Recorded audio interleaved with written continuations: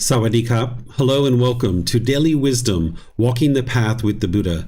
Today is our Pali Canon and English study group where we're studying the words of the Buddha in this book series titled The Words of the Buddha, The Path to Enlightenment, Revealing the Hidden. We're in volume 11, which is titled The Realms of Existence, and we're going to be studying chapters 111 through 120 today. You can access these books from our website, which is buddhadailywisdom.com, and from there you'll see the link for free books. You'll have the entire book series of 13 books that are all based in the original words of the Buddha to help you progress towards this enlightened mental state where the mind can be peaceful, calm, serene, and content with joy. So I'd like to welcome all of you that are joining for our class, whether you're joining for the first time live through Facebook, YouTube, or Zoom, or if you're listening to this on the replay through any of the platforms that we distribute content to, like the podcast and other places like this. So welcome to all of you guys.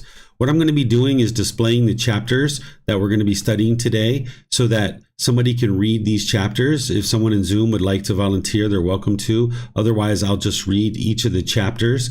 Then what we'll do is I'll share some teachings on that chapter, and then I'll open up to any and all questions that you guys have. If you're in Facebook, YouTube, or Zoom, you can ask questions by putting that into the comment section, or you can raise your hand in Zoom electronically and ask any questions that you like.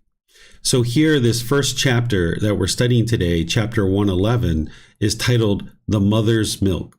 These chapters that we're going to be studying mostly today are about the cycle of rebirth, because this Realms of Existence, volume 11, we've already explored the hell realm, the animal realm, the afflicted spirits, the human realm, and the heavenly realm. And now we've been studying some chapters related to the cycle of rebirth itself.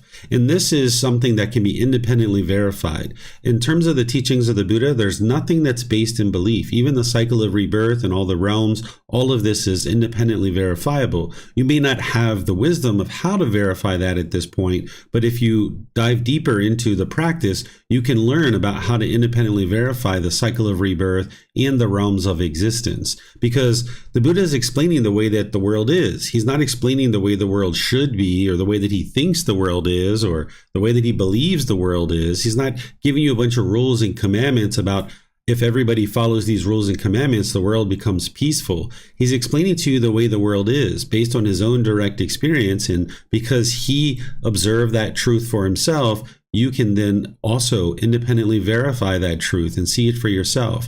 And ultimately, a student who independently verifies the cycle of rebirth based on the wisdom of how to do that, you're usually about a year and a half, 2 years into your development, potentially on the path to enlightenment, where initially you're learning things like the 3 universal truths, the 4 noble truths, the Eightfold Path. You're developing your meditation training and all these different things that you're working towards. And this is what's going to help awaken your mind by eliminating certain pollutions out of the mind, moving closer and closer to that peace and joy, and experiencing the focus and concentration and all the other benefits on the path to enlightenment. And as you're doing this and you're lifting the pollution out of the mind, it's not uncommon for somebody to be able to observe their past lives and start having memories from their past lives, or to experience communication with beings from these 5 realms. Or you might even be able to start seeing these beings in one of these 5 realms. And if this is occurring and you didn't understand the way the world is, it could really shake you up. So the Buddha is teaching you the cycle of rebirth and the 5 realms of existence for a reason, so that you understand the way the world is, so that as you're learning his core central teachings and you're starting to lift that pollution out of the mind, if you start having observance of past lives, if you have communication with beings in any of those 5 realms, if you are seeing beings like from the hell realm or afflicted spirits or heavenly realm, then you'll know exactly what's happening, and you'll know why, because the Buddha's teachings explain that to you. So here, when you're learning about these things, you're never interested in believing anything, but you're learning, reflecting to independently verify and practice. And oftentimes people will approach this much later in their development on the path to enlightenment, because what's happened in the past is in the past. It doesn't matter anymore. And what may or may not happen in the future, it's in the future. Right now, you're in the human realm with an opportunity to make your way closer and closer to enlightenment. So it's best to not be complacent in that. So here, this first chapter that we're studying today, The Mother's Milk.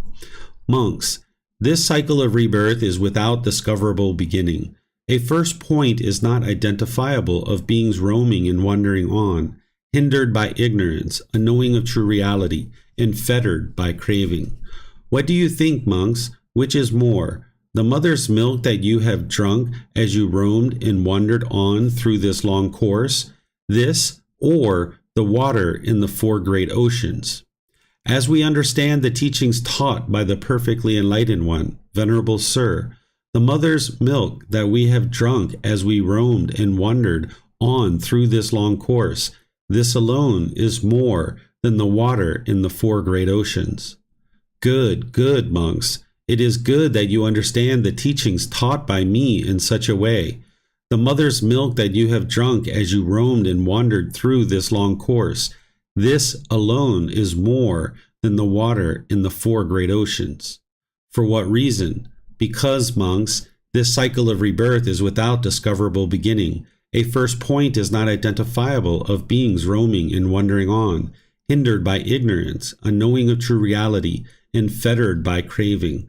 For such a long time, monks, you have experienced discontentedness, misery, and disaster, and swelled the cemetery. It is enough to experience fading away of strong feelings towards all conditions, enough to become free from strong feelings towards them, enough to be liberated from them. Okay, so what the Buddha is teaching here is how you've had countless rebirths. You may not be able to remember all of those right now, but you might have had something like deja vu, where these residual memories are kind of surfacing to the front of the mind, where oftentimes when those kinds of things happen, you might just push them to the side and not really pay attention to them. What deja vu is where you're experiencing something now in this life, and you know it's utterly familiar to you, and you know you've done this before, but it wasn't in this life. And this can last for a few seconds or 10 or 12 seconds, but usually what people do is just push that to the side. But you've had these countless rebirths. The scientists tell us that, to their best estimate, the planet has been here for 4.5 billion years. And of course, some scientists date that a little bit earlier, a little bit later, but 4.5 billion years is about the average of what scientists think the planet has been here for. We can't even fathom that amount of time, the 4.5 billion years. We're on this planet for maybe 60 to 100 years. That's such a blink of an eye compared to the real history of this planet. And there's been beings on this planet at different times all throughout the history of this planet. So beings have been constantly reborn over and over and over and over and over again. And the Buddha is saying that the beginning of the cycle of rebirth, not the beginning of the earth and when the earth started, but when the beginning of this whole cycle of rebirth started, is undiscoverable. And why this is really helpful for you is because oftentimes in the human realm, the human mind is always obsessed with potentially thinking about, well, how did the world start? When did it start? How did it start? What happened? All these different things, and having almost craving or an obsession to figure out what happened in the past. Where in reality, what the Buddha is teaching you to do is come into the present moment and realize that you're a human being now, and that your mind is discontent now. In the teachings that are going to help you eliminate that discontentedness and escape this cycle of rebirth are here for you right now to be able to learn and understand. But it's because of ignorance that the mind is hindered in continuing to roam and wander throughout this long course of the cycle of rebirth. What ignorance is the unknowing of true reality, that the mind just doesn't understand what it doesn't understand. In the unenlightened state, the mind doesn't understand what's causing the sadness and anger and frustration and all these other discontent feelings. The unenlightened mind will tend to blame this on other beings and think that your mom is causing you to be upset, or your dad, or your brothers or sisters, or life partner, your children. That's not what's causing the discontent feelings. It's actually being caused by this craving. So with the mind having this lack of wisdom or this unknowing of true reality, this confusion or delusion, then craving continues to exist in the mind. This is the longing, yearning, the craving, desire, attachment, wants, and expectations. Where if the unenlightened mind gets what it wants, it gets pleasant feelings like happiness, excitement, elation, thrill, exhilaration, euphoria. And then if it doesn't get what it wants, it gets those painful feelings like sadness, anger, frustration, irritation, annoyance, guilt, shame, fear, stress, anxiety, and others. So these are very painful to experience, and it's all coming from the mind's craving. The Buddha describes it as a fetter because a fetter was a shackle, a chain, and a ball that would keep a prisoner trapped in a particular area and keep it confined to a particular area. Rather than being in a jail cell, you would have this fetter around your leg. Well, there's these 10 fetters that the Buddha discovered, which are the 10 pollutions or the 10 taints.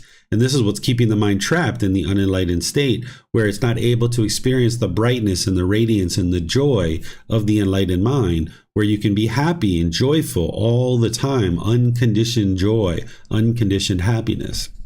So the Buddha here is using this analogy of whether what is more, all the milk that you've drank and all your previous existences, or all the water in the 4 great oceans, right? They understood 4 great oceans back then.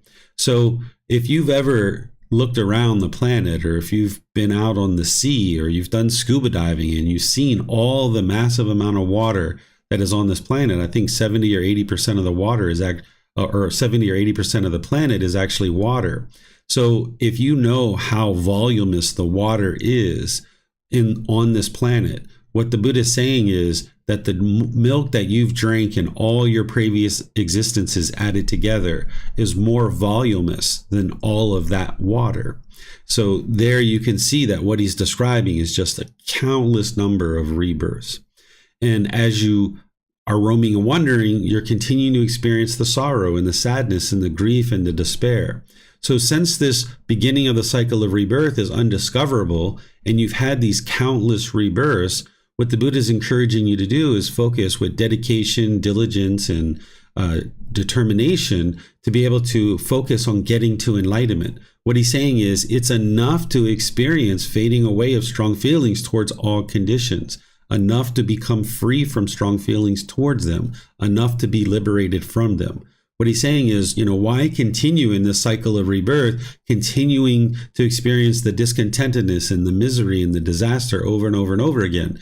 You would be completely satisfied and fully fulfilled with getting to this enlightened mental state where the mind's peaceful and joyful, that there's nothing that the mind wants, so to speak, this longing, yearning, that you have what you need in life. You're not just chasing after these obsessions that the mind often has. But because beings don't understand that peace and that joy of the enlightened mind, and they don't have the wisdom to understand what's actually causing their discontent feelings, beings just crave and crave and crave and crave and crave and crave and just keep chasing after all these impermanent things that aren't going to provide lasting satisfaction. So here, this is the Buddha explaining the countless rebirths and how the mind is hindered by this unknowing of true reality, and it's fettered by this craving. It's being held back and obstructed by this craving. That's why it can't experience the peace and the joy of the enlightened mind. So let me know what questions you guys have here. You can put that into Facebook, YouTube, or Zoom, or you can raise your hand in Zoom and ask any questions that you like.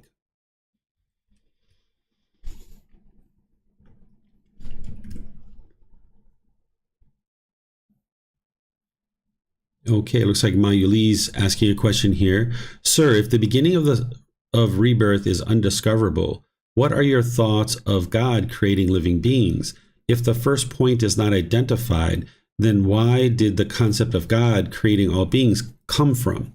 So what the Buddha is saying is like a time frame of when the cycle of rebirth started is undiscoverable. He gives a creation story in his teachings, and he even talks about God as being the creator. So it's not that that is not undiscoverable, it's that the time frame of when it happened. So while we say the earth has generally, started around 4.5 billion years ago, that doesn't give an exact number. That doesn't say all the other beings throughout the universe or the galaxy, because oftentimes here on Earth, we think that Earth is it, and everybody on Earth, that's the only thing. But we can't be the only beings on this in this world, so to speak, in this universe and multiple universes all throughout the world, that we can't be the only ones. So the beginning in terms of the time frame is undiscoverable. So he's saying that you've had these countless rebirths over this enormous amount of time that is undiscoverable. Okay, not seeing any other questions anywhere. So let's go to the next one, which is chapter 112. Here he says, or this one is titled, In Misfortune and Misery in This Long Course. Monks, this cycle of rebirth is without discoverable beginning. A first point is not identifiable of beings roaming and wandering on, hindered by ignorance, unknowing of true reality, and fettered by craving. Whenever you see anyone in misfortune, in misery, you can conclude, we too have experienced the same thing in this long course. For what reason? Because, monks, this cycle of rebirth is without discoverable beginning. A first point is not identifiable of beings roaming and wandering on, hindered by ignorance, unknowing of true reality, and fettered by craving. For such a long time, monks, you have experienced discontentedness, misery, and disaster, and swelled the cemetery. It is enough to experience fading away of strong feelings towards all conditions, enough to become free from strong feelings towards them, enough to be liberated from them. Okay, this teaching is actually really good to help you arise compassion and to also eliminate any kind of conceit or arrogance or judging other beings and looking down on them. Here, what the Buddha is saying is you've been reborn countless times. And because of that, whenever you see an individual that is experiencing misfortune or misery, you can conclude that we too have experienced the same thing in this long course. So if you see somebody that's using drugs or alcohol, if you're looking down on them and you're judging them, instead, what you can do is you can arise this compassion, which is the concern for the misfortune, realizing that you have done those same things, either in this life or some previous life. If you see somebody that is experiencing homelessness or difficult struggles or poverty or something like this, you can conclude that you too have experienced this exact same thing. So rather than judge them and look down on them for any kind of unwise decisions that someone might be making, instead have concern for their misfortune. So this will really help you to bring down your judgment of others, bringing down that conceit, that arrogance, that pride, and rising up your compassion, because you can put yourself in that same situation. If you see someone sleeping on the side of the street, you can say and understand in your own mind that, hey, you've done this exact same thing in the past. This is so unfortunate that this being is in this situation, that you've experienced that too. So this can help you to arise the concern for the misfortune of others. And here the Buddha is explaining all the same stuff, that, hey, you've experienced so much misfortune in the past through all this countless rebirths. It's enough to get to enlightenment. By you getting to enlightenment, then you'll be fully satisfied, fully fulfilled. Like, you've done all this misery, you've experienced all this sorrow and this sadness. It's time to get out of the cycle of rebirth and end all of it. So let me know what questions you guys have here.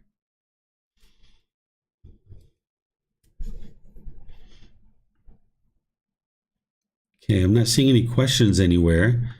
So this next one is very similar to that one. It's exactly the same words, except for right here, it's a little bit different. So the title here is In Happiness and Fortune in This Long Course. And it's all the same stuff, but what he's saying is, whenever you see anyone happy and fortunate, you can conclude we too have experienced the same thing in this long course. So what this can do for you is this can help you to eliminate your craving, desire, attachment, and any kind of jealousy or envy that you might have. If you see somebody that's rich or famous or experiencing any fortunate situation, you can conclude you've already done that. You've already been there. You've already done that. Sometimes when you see somebody having a great job title, or they're really handsome or really beautiful, or maybe they're driving a Lamborghini or Ferrari, and you're like, I wish I could have that. I want that so badly. You can have craving, and then you can have jealousy and envy as well.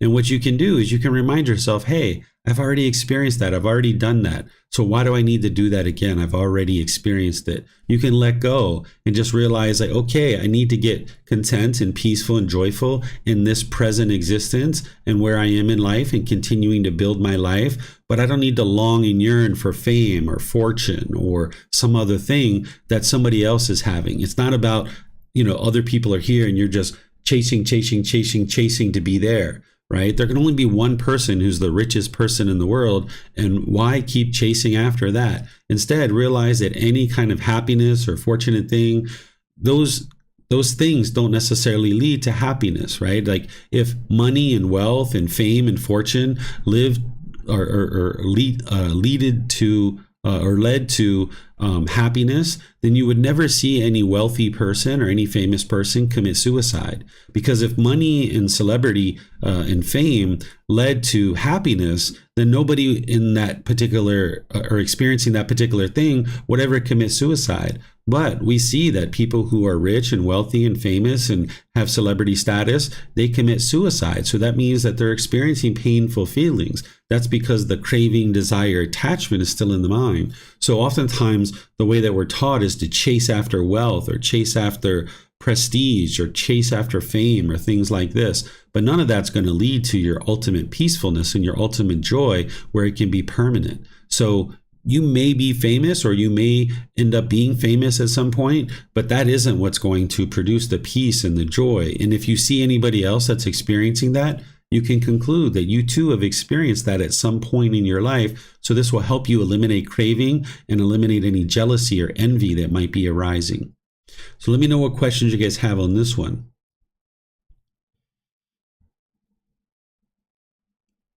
Okay, I'm not seeing any questions here. So let's go to the next one. This is chapter 114. This one is very similar to what we've seen before too, but the Buddha's going to use a different analogy here. It's titled The Stream of Blood. Monks, this cycle of rebirth is without discoverable beginning. A first point is not identifiable of beings roaming and wandering on, hindered by ignorance, unknowing of true reality, and fettered by craving. What do you think, monks? Which is more? The stream of blood that you have shed when you were beheaded as you roamed and wandered on through this long course, this, or the water in the four great oceans? As we understand the teachings taught by the perfectly enlightened one, Venerable Sir, the stream of blood that we have shed when our heads were cut off as we roamed and wandered on through this long course, this alone is more than the water in the four great oceans. Good, good, monks. It is good that you understand the teachings taught by me in such a way. The stream of blood that you have shed as you roamed and wandered on through this long course, this alone is more than the water in the four great oceans. For a long time, monks, you have been cows, and when as cows you were beheaded, the stream of blood that you shed is greater than the waters in the four great oceans. For a long time you have been buffalo, sheep, goats, deer, chickens, and pigs. You were beheaded. The stream of blood that you shed is greater than the waters in the four great oceans. For a long time you have been arrested as burglars, highwaymen, and adulterers. And when you were beheaded, the stream of blood that you shed is greater than the water in the four great oceans. For what reason? Because, monks, the cycle of rebirth is without discoverable beginning. A first point is not identifiable of beings roaming and wandering on, hindered by ignorance, unknowing of true reality, and fettered by craving. For such a long time, monks, you have experienced discontentedness, misery, and disaster, and swelled the cemetery. It is enough to experience fading away of strong feelings towards all conditions, enough to become free from strong feelings towards them, enough to be liberated from them. Okay, so here the Buddha's giving you another analogy where first it was the mother's milk that he was talking about, comparison to all the water and all the seas, but now he's using the blood. That the blood that you had in these previous existences as animals and humans, the Buddha is saying that volume is more than all the water and all the seas. This is just countless rebirths.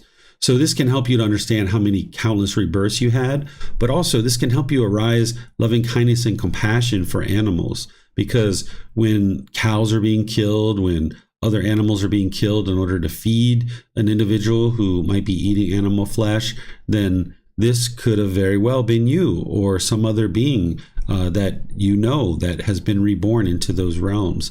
And then when you see people that are breaking the law, the Buddha is saying, hey, you've done the same thing in the past and you were beheaded during that time frame and you've had these countless rebirths. And then of course what he's ultimately getting to is focus on getting to enlightenment. That's where the real satisfaction is. That's where the real fulfillment is. So let me know what questions you guys have on this chapter. You can put it into Facebook, YouTube, or Zoom, or you can raise your hand in Zoom and ask any questions that you like.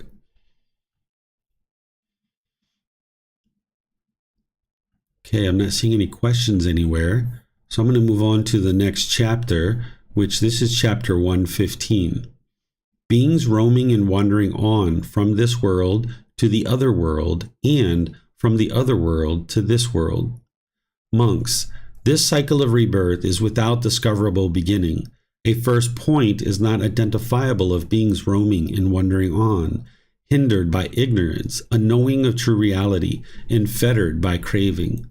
Just as a stick thrown up into the air falls now on its bottom, now on its side, and now on its top, so too, as beings roam and wander on, hindered by ignorance, unknowing of true reality, and fettered by craving.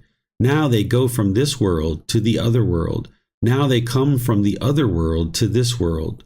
For what reason? Because, monks, this cycle of rebirth is without discoverable beginning. A first point is not identifiable of beings roaming and wandering on, hindered by ignorance, unknowing of true reality, and fettered by craving.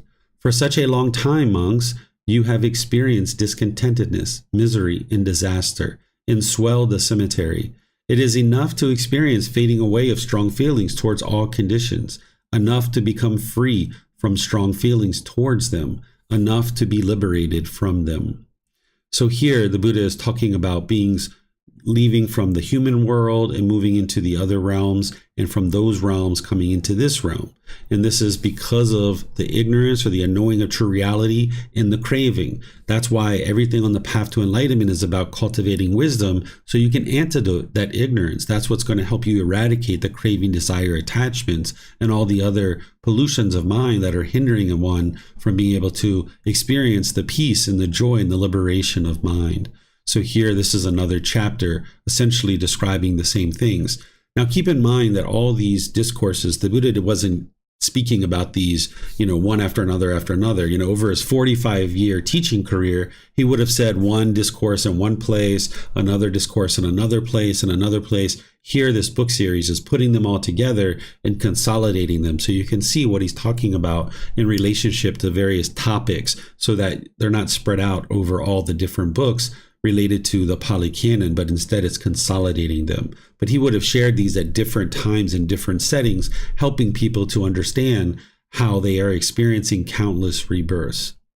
So let me know if you guys have any questions on this one. Okay, I'm not seeing any questions here.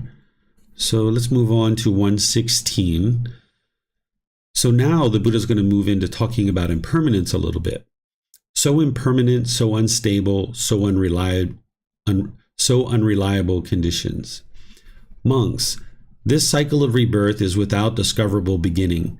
A first point is not identifiable of beings roaming and wandering on, hindered by ignorance, unknowing of true reality, and fettered by craving. In the past, monks, this Mount Vapula was called something else. I can't pronounce these long words. And at that time, these people were called Tavasas. The lifespan of the Tavasas was 40,000 years. They could climb Mount Pachakanaramasa in 4 days and descended in 4 days.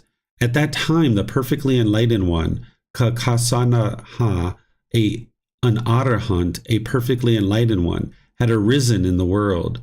His two chief disciples were named Vadahara and Sanjiva, an excellent pair.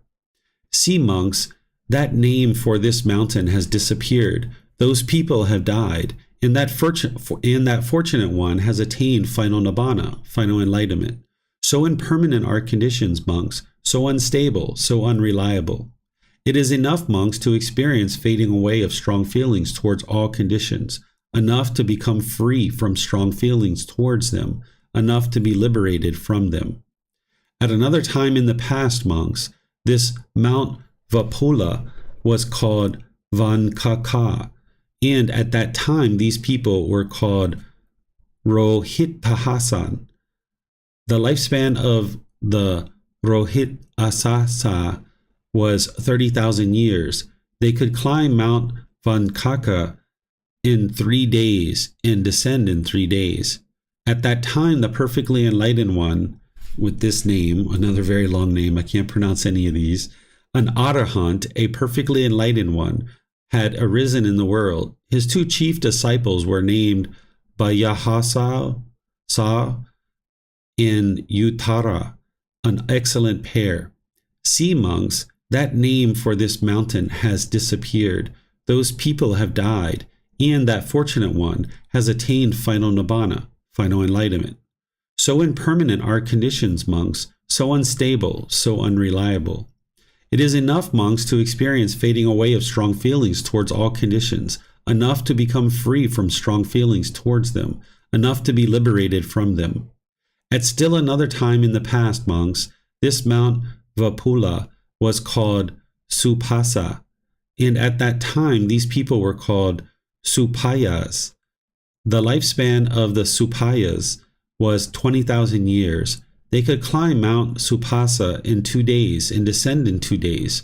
At that time, the perfectly enlightened one, Kassapa, an Arahant, a perfectly enlightened one, had arisen in the world. His 2 chief disciples were named Tassa and Bharahatvaja, an excellent pair.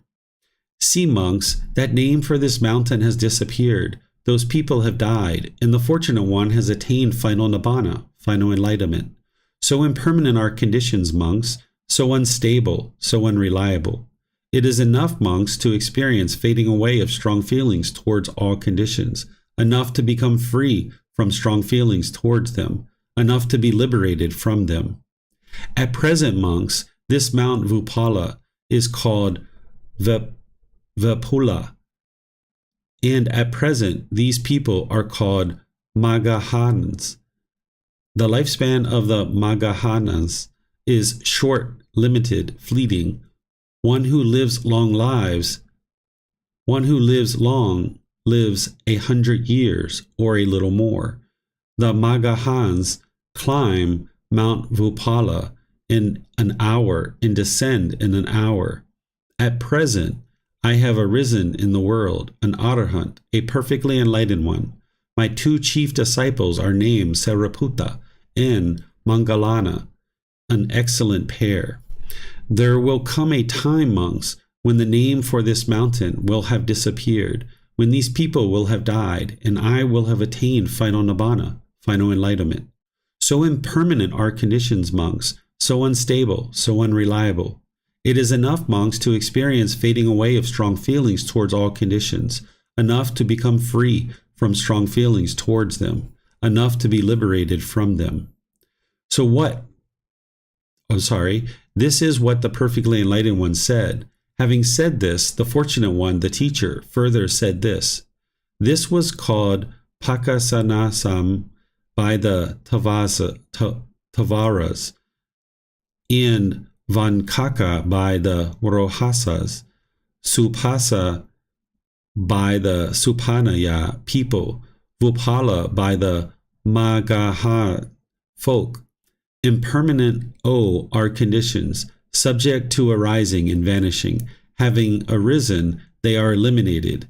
Their calming is peaceful. Okay, so this is a very interesting discourse, because this is one of the conflicts that I've seen in the Pali Canon. I've read a significant portion of the Pali Canon, but I haven't seen any conflicts in the entire Pali Canon in terms of the teachings and what's being shared. There's only one conflict that I've seen, which is to be understood because the Buddha spoke over 2,500 years ago in an oral tradition. They wrote his teachings down shortly thereafter, and they've been handed down from generation to generation for 2,500 years. So for one conflict to slip into the Pali Canon, that's pretty miraculous that people have really preserved it in quite a pristine condition. But this is the one conflict that I've seen where here the Buddha is documented, in other places as well, documented as having talked about Buddhas that existed before him. And then there's one place in the Pali Canon where you can see the Buddha talking about how he's the discoverer, the declarer, the originator of the path to enlightenment, undeclared before him. And I tend to think that that's actually what's true, that the Buddha was the first Buddha, and it was undeclared and undiscovered before him. Because the more you learn about the path to enlightenment, you will see that it takes a deep level of intellectual learning and understanding to be able to get to enlightenment. And that means that human beings would need to have a well-structured language that can communicate very deep thoughts and very penetrating wisdom to be able to explain the path to enlightenment. In 2,500 years ago, in my opinion, language had evolved to that point where people could communicate in such an intellectual way that, 5,000, 10,000, 20,000, 30,000, however many years ago, it wasn't possible for people to talk in that level of depth that the Buddha talked during his life, and that we can talk now with very intricate and accurate words, very clear, very concise, and very precise. So I suspect prior to the lifetime of Gautama Buddha, human language hadn't developed and evolved enough to the point where somebody could arise as a perfectly enlightened one and explain the teachings in such a way that would help a being to be able to experience the enlightened mind. There was a period of time where human beings were just moaning and grunting to each other, that we hadn't formed oral communication yet. So whether there were Buddhas before Gautama Buddha or not, it doesn't really matter at this point, because you're in the human condition. You have the ability to get to enlightenment. We have the teachings of the Buddha, and whether there were Buddhas before him or not, it really doesn't matter. The fact is that now it's important to learn and grow and develop and become enlightened in this life. So here the Buddha is using various examples to show this impermanence, that all these things around you are impermanent. This is where I talk, when I teach the universal truth of impermanence, I might talk about the body being impermanent, your bank account being impermanent, your relationships, the weather, the sidewalk. I describe all these different things to help you be able to independently verify that, yes, all these things are impermanent. And here's the Buddha giving examples, potentially, if this documentation is accurate at all, of him giving examples of all these different things that are impermanent. Because the underlying problem that's happening with the unenlightened mind is that it craves permanence. It wants things to be permanent, but yet it lives in this impermanent world. The unenlightened mind is constantly craving permanence over and over and over and over and over again, but yet everything around you is impermanent. And that's part of the ignorance or the unknowing of true reality that the mind has, is that it lacks wisdom of this world around you, understanding the universal truth of impermanence. That would be the wisdom that you need, along with other wisdom, to get to the enlightened mental state. But instead of having wisdom, the mind has this unknowing of true reality, or this ignorance, and it's having this craving for permanence, wanting things to be permanent. And as long as the mind gets what it wants, it gets pleasant feelings like happiness, excitement, elation. But those feelings are based on some condition. Whereas if it's sunny outside, you might get happy. But then that happiness is temporary, because as soon as the sun changes, the mind moves into the sadness or the anger, the frustration, or some other discontent feeling, because it can't experience the sun permanently, because the sun is impermanent. So as long as the mind has craving and it latches on to something, the sun, your bank account, or any other thing or relationship, when this is over and ends because of impermanence, your mind will be discontent. So you need to train the mind to be comfortable with impermanence. And one of the first steps of that is to intellectually be able to look around the world and see that everything that's around you is all impermanent, so that then you can gradually be training the mind on the path to enlightenment to not crave permanence and be able to be comfortable with impermanence. And when you can train your mind to be comfortable with impermanence, then you ultimately get what the mind always wanted, which is something that's permanent. That's enlightenment, that you'll eventually get to that permanent mental state where the mind's permanently joyful and permanently peaceful. But you need to get comfortable with the impermanence first and train the mind to not crave permanence, so that then it can move into that permanent mental state of enlightenment. So let me know what questions you guys have here. Again, you can put that into Facebook, YouTube, or Zoom, or you can raise your hand in Zoom and ask any questions that you like.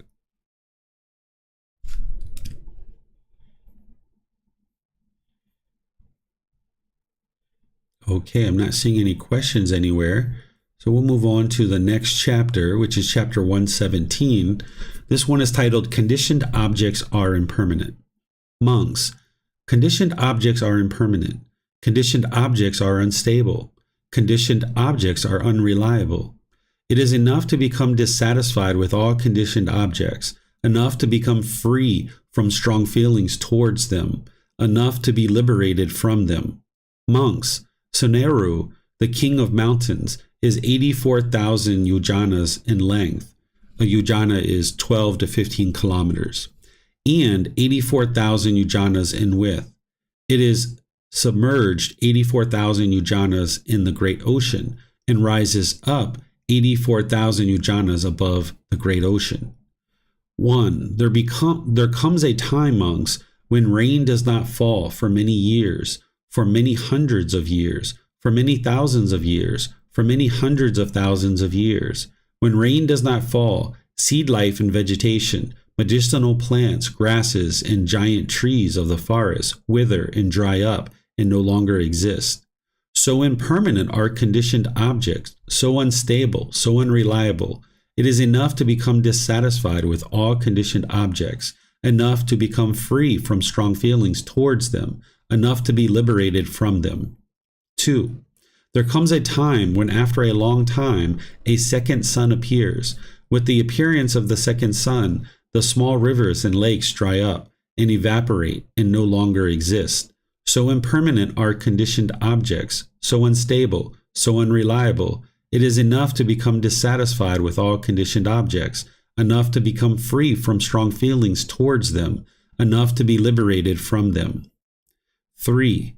There comes a time when after a long time a third sun appears.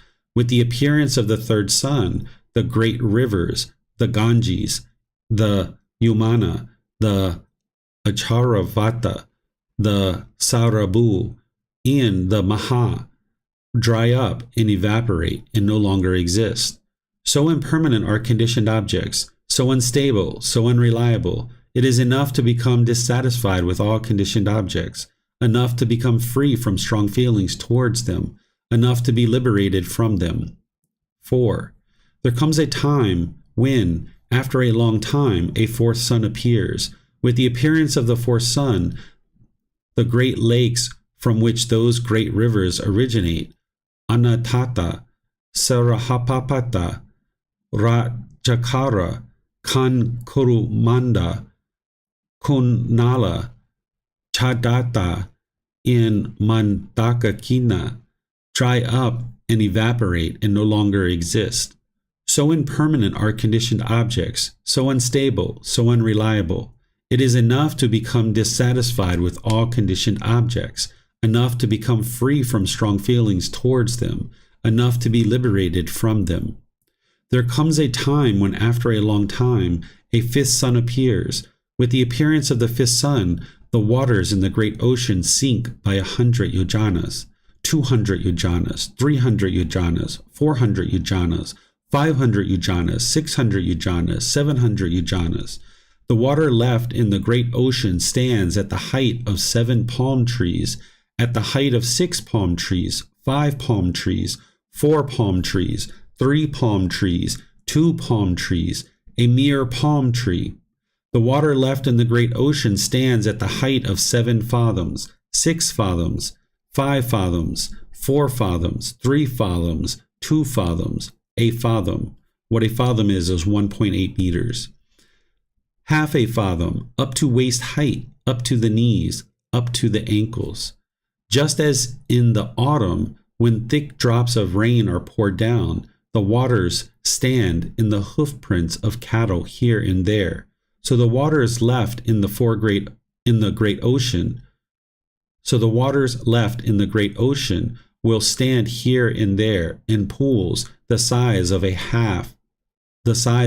hoofprints of cattle. With the appearance of the fifth sun, the water left in the great ocean is not enough even to reach the joints of one's fingers.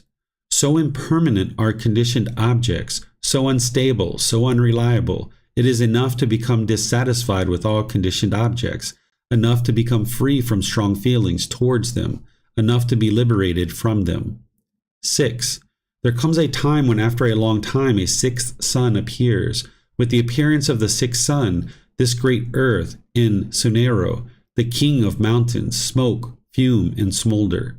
Just as a potter's fire, when kindled, first smokes, fumes, and smolders, so with the appearance of the sixth sun, this great earth in Sunero, the king of the mountains, smoke, fume, and smolder.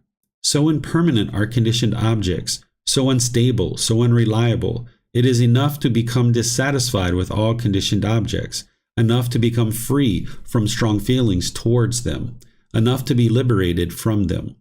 7. There comes a time when after a long time a seventh sun appears. With the appearance of the seventh sun, this great earth in Sunero, the king of mountains, burst into flames, blaze up brightly, and become one mass of flame. As the great earth in Sunero are blazing and burning, the flame cast up by the wind rises even to the Brahma world, heavenly realm. As Sunero is blazing and burning, as it is undergoing destruction and being overcome by a great mass of heat, mountain peaks of 100 yojanas disintegrate. Mountain peaks of 200 yojanas, 300 yojanas, 400 yojanas, 500 yojanas disintegrate. When this great earth in Sunera, the king of mountains, are blazing and burning, neither ashes nor soot are seen. Just as when ghee or oil are blazing and burning, neither ashes nor soot are seen, so it is when this great earth in Sunero, the king of mountains, are blazing and burning. So impermanent are conditioned objects, so unstable, so unreliable. It is enough to become dissatisfied with all conditioned objects, enough to become free from strong feelings towards them, enough to be liberated from them. Monks, who except those who have seen the truth would think or understand, this great earth and Sunero, the king of mountains, will burn up, be destroyed, and will no longer exist. Okay, so the Buddha is going through and giving lots of examples of impermanence here, and then ultimately he's getting to this point where he says, who except those who have seen the truth would think or understand? What he's saying is, those, who except those who understand the universal truth of impermanence would ever think or understand that this great earth, and of course this mountain, will no longer exist someday, right? Like sometimes individuals walk around and think that humanity has to be permanent and that we have to reside on this earth permanently. Well, if an individual has deeply penetrated the universal truth of impermanence, you understand everything around you is impermanent. So this earth that we're inhabiting, this planet, is not permanent. But oftentimes people think that way because the mind is craving permanence or craving permanent existence, and they think the earth is permanent, or they think that humanity is permanent, and their mind's holding on to this world and holding on to humanity. But you can let that go and realize, like, hey, of course humanity is impermanent. Of course the earth is impermanent because everything around you is impermanent. Now the Buddha left it as an undeclared teaching of whether the world itself is finite or infinite, but in terms of the earth itself, we know that it is impermanent, but the world is not infinite or finite. He didn't describe that. But in terms of the earth, we know that the planet itself is impermanent based on the universal truth of impermanence, that everything around us is impermanent. So let me know what questions you guys have on this chapter.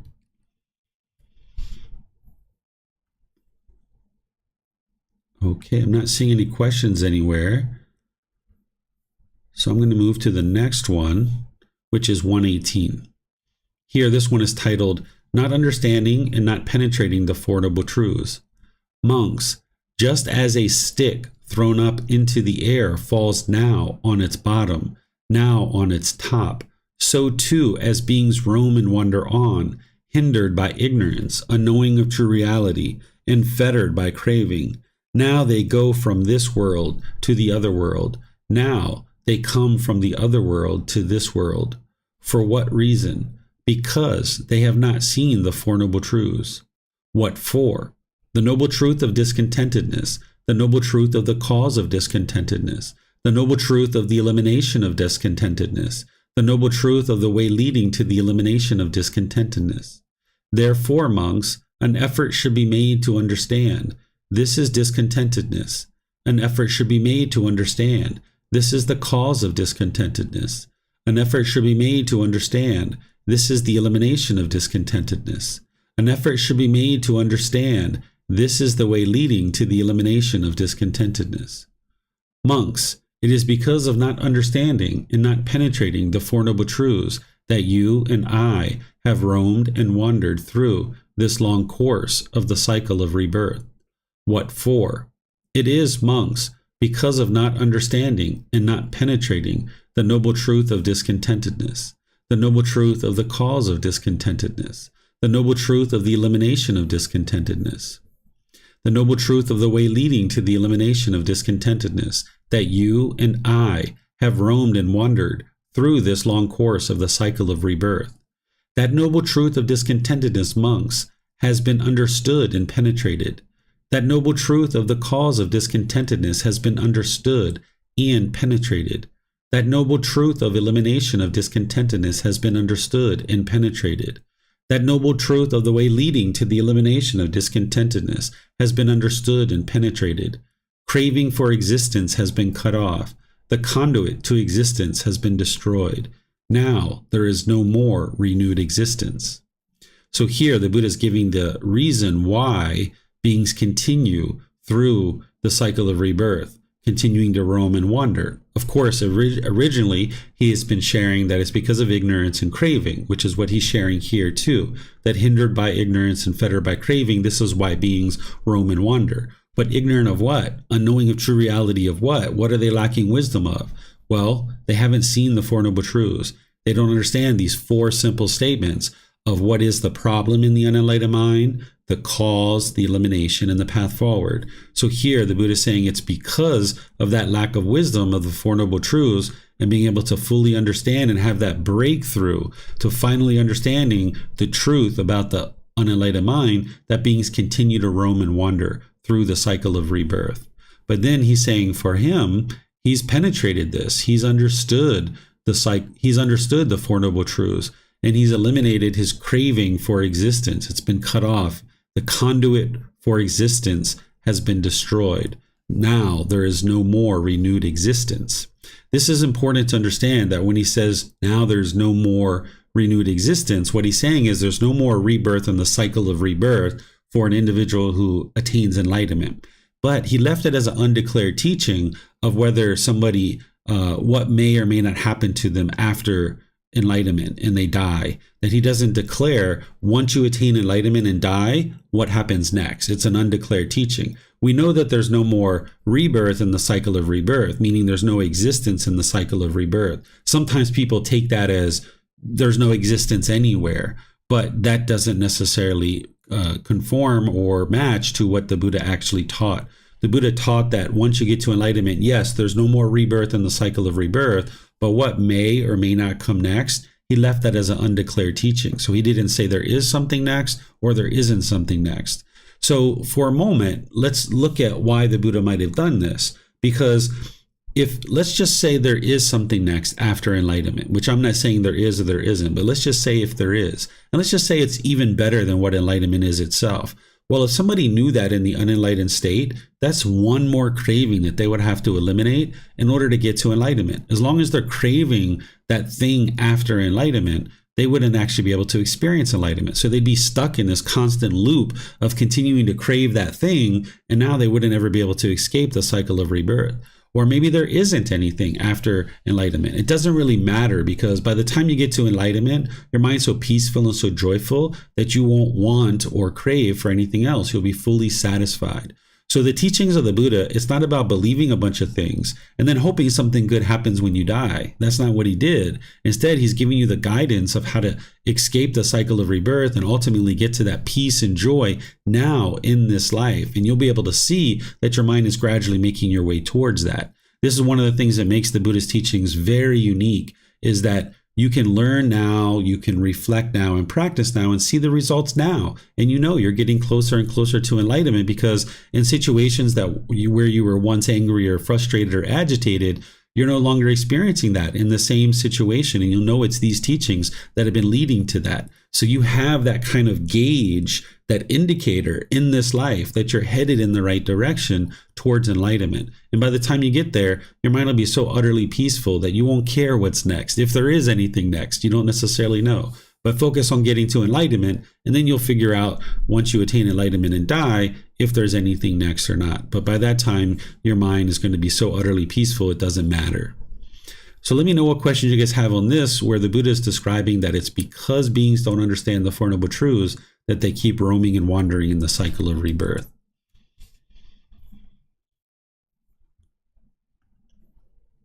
Okay, it looks like Mayuli has a question here. Based on what the Buddha mentioned, this earth will eventually be destroyed. What will happen to beings that are not yet enlightened? We can't speculate about that. That's another teaching of the Buddha, that he says that if you tried to speculate about the world, it would just lead to madness or frustration. So, if you've done the work in this life or some life prior to the destruction of the earth, then you don't need to worry about that or think about that. And I know it's kind of an interesting thing, but it's not something that the Buddha teaches, and I would just encourage you to set it aside. But because this would all just be speculation about the world, and I have a feeling that you'll do the work long before that time, and you'll escape the cycle of rebirth. I know you kind of well at this point, Mayuli. All right. So let's go to the next chapter. I'm not seeing any other questions anywhere. This is moving into the section on enlightenment or nibbana. So we're going to be studying chapters here with that. We've got 2 for today, and then there's continuous ones after that for next week. So here, this one is called a simile of nibbana, enlightenment. Sariputta, I understand nibbana, enlightenment, and the path and way leading to nibbana, enlightenment. And I also understand how one who has entered this path will, by realizing for himself with direct knowledge, experience, here and now, enter upon and reside in the liberation of mind and liberation by wisdom that are taintless with the destruction of the taints, fetters.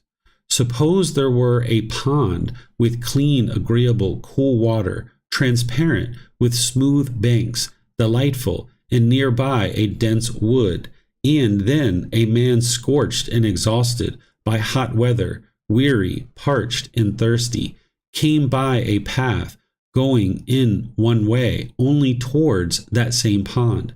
Then a man with good sight on seeing him would say, this person so behaves, so conducts himself, has taken such a path that he will come to this same pond, and then later on he sees that he has plunged into the pond, bathed, drunk, and relieved all his distress, fatigue, and fever, and has come out again, and is sitting or lying in the woods experiencing exclusively peaceful feelings.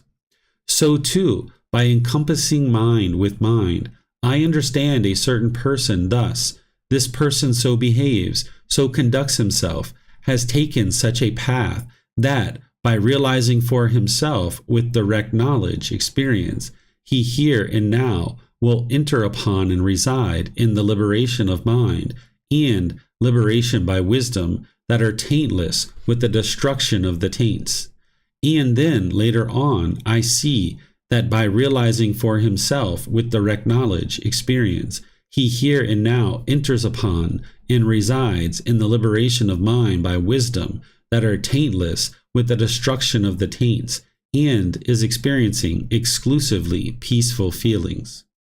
So here the Buddha is kind of giving a little bit of an analogy for enlightenment, talking about this, nice pond that somebody might bathe in and kind of relieve all their distress and their fatigue.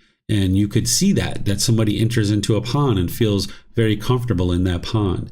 And the Buddha is saying, so too, it's the same thing with enlightenment, that when somebody's enlightened, if you understand enlightenment, you can observe that in somebody else, that somebody is experiencing this liberation of mind because they've eliminated the taints. Here he's talking about that they are taintless and destroyed the taints. That's the pollutions of mind, those 10 fetters. And the way that they did that is the liberation of mind through wisdom, by cultivating wisdom. And now, having done so, the mind is experiencing exclusively peaceful feelings, that there's no longer any kind of discontentedness whatsoever.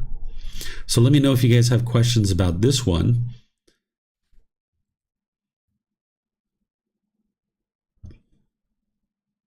Okay, I'm not seeing any questions anywhere.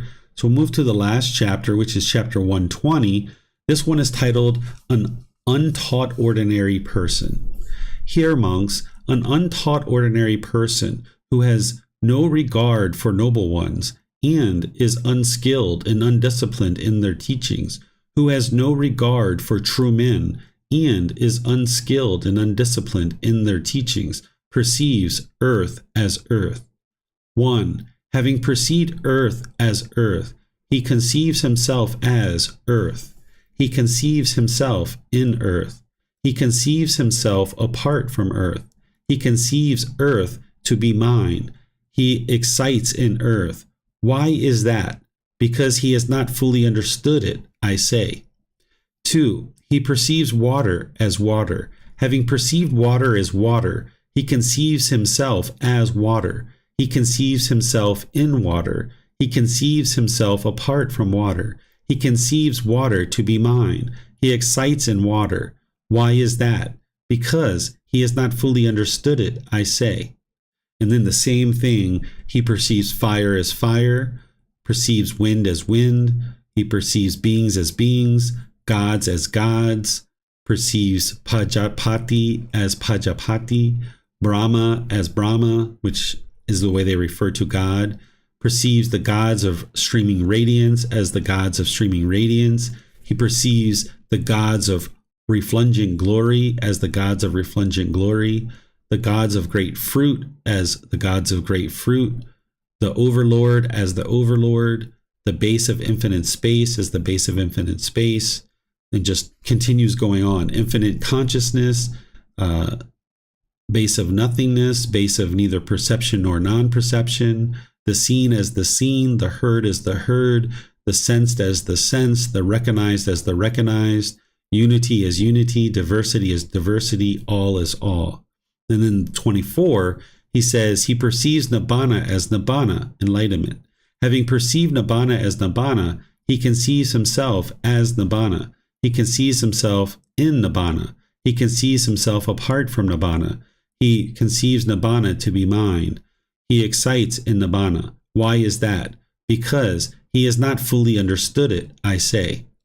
So what he's saying here is that somebody's clinging or craving these things, that because they're an untaught ordinary person, they don't have the wisdom of understanding the universal truth of impermanence. So they see the earth as this is mine, right? They excite in earth because they haven't understood that it's impermanent. The same thing with water or fire or wind or all these other things. He's saying that because beings don't understand, that they're clinging to it and they're holding on to it. The same thing with Nibbana. If they haven't understood what Nibbana is, they haven't understood the universal truth of impermanence, then they're clinging and holding on to this, and they're not going to actually be able to attain it.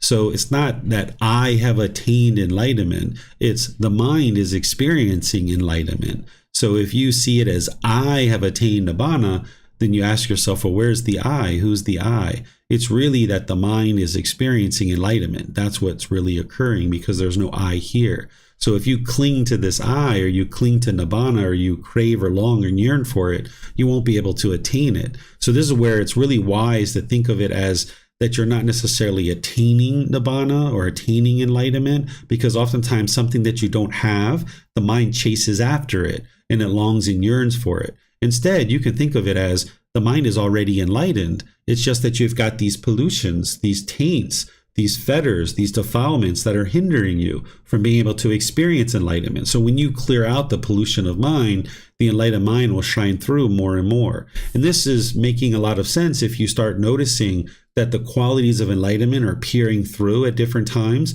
You can go like a couple of minutes or a couple of hours or a couple of days or weeks or a month where the mind is quite peaceful and quite joyful. And then boom, you get a little bit of discontentedness coming in. So there you can see that the mind's already enlightened. It's just that it's kind of like looking out through this smoke, through this pollution. And sometimes the pollution clears and the mind's quite peaceful, but then the pollution comes back in. So what you're trying to do is get rid of all this pollution so there's no pollution whatsoever in the mind. And this is where now the radiance and the brightness of the enlightened mind can shine through more and more. Whereas if you think of it as you need to attain something, you might chase after it and crave it.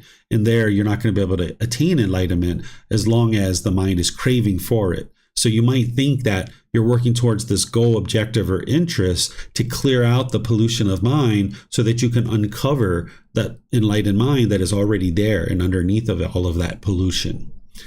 So let me know what questions you guys have on this chapter. You can put that into Facebook, YouTube, or Zoom, or you can raise your hand in Zoom and ask any questions that you like. Okay, I'm not seeing any questions anywhere.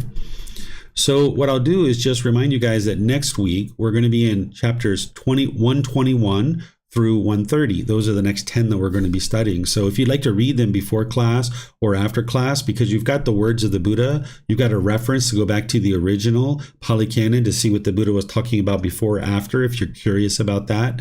And you've got the reflections from me to be able to help you understand how to glean insight and benefit to implement into your practice. The Buddha taught very clear, very concise, and very precise, but it really helps to have a teacher who understands the larger teachings and kind of the whole collection of teachings of the Buddha, because some of those chapters, they rely on you understanding other parts of the teachings of the Buddha that you may or may not have uncovered yet and been exposed to.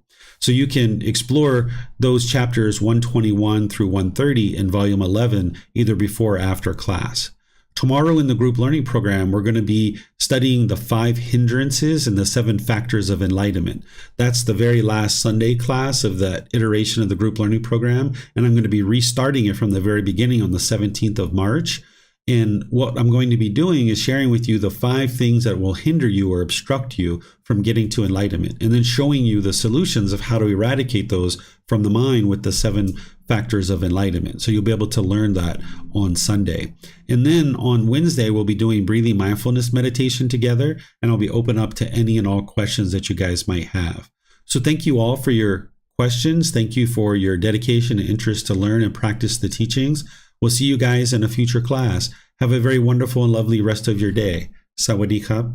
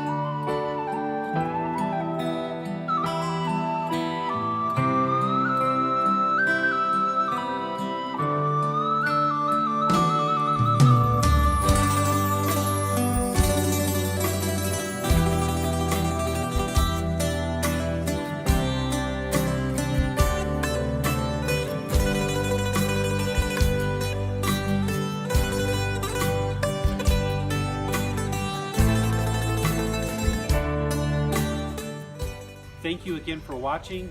Enjoy your meditation. Look forward to seeing you online and answering any questions that you might have. Thank you so much.